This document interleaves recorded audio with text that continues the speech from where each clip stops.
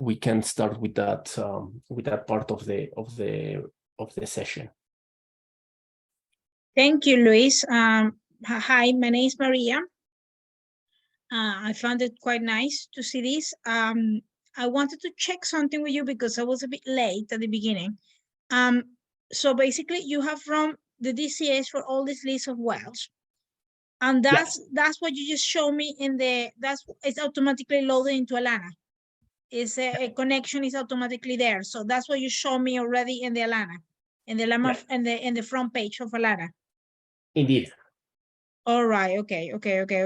But you look at a name. You know when you were. So is that the name of the each wells which are here in this list, or you got a DCA name as for the project?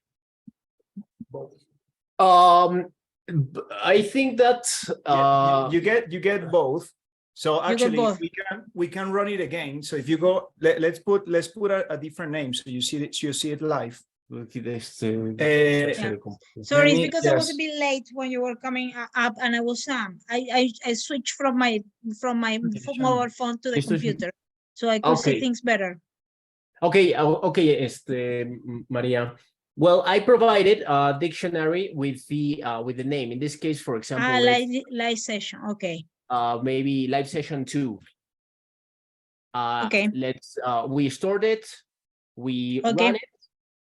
Okay. And if we go, there you go, the DCA master, in this case, the scenario name is created. If we go here, for example, in the scenario management, you can see here live session 2.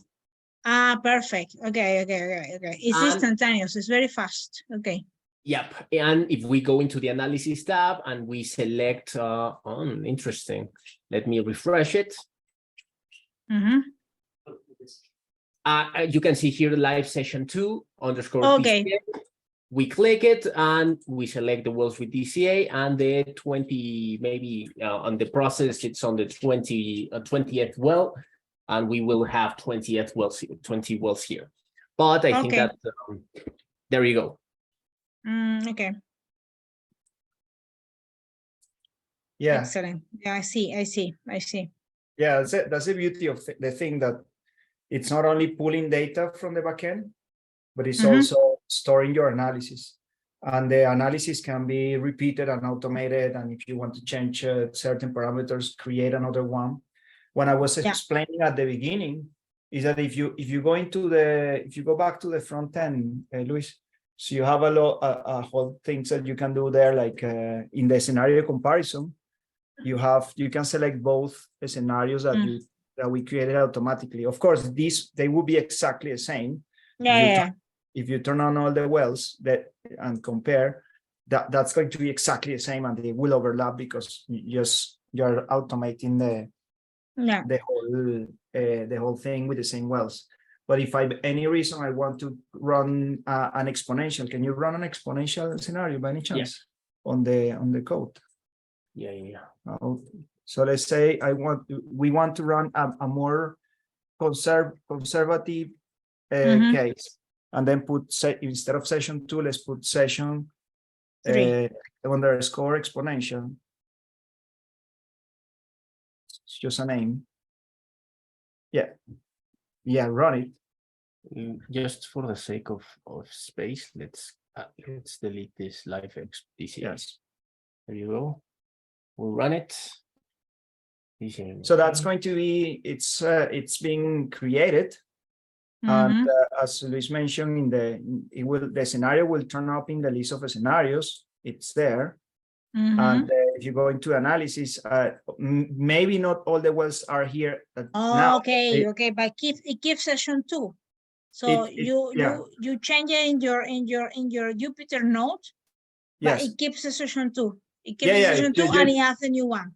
You're just creating a bunch of new scenarios.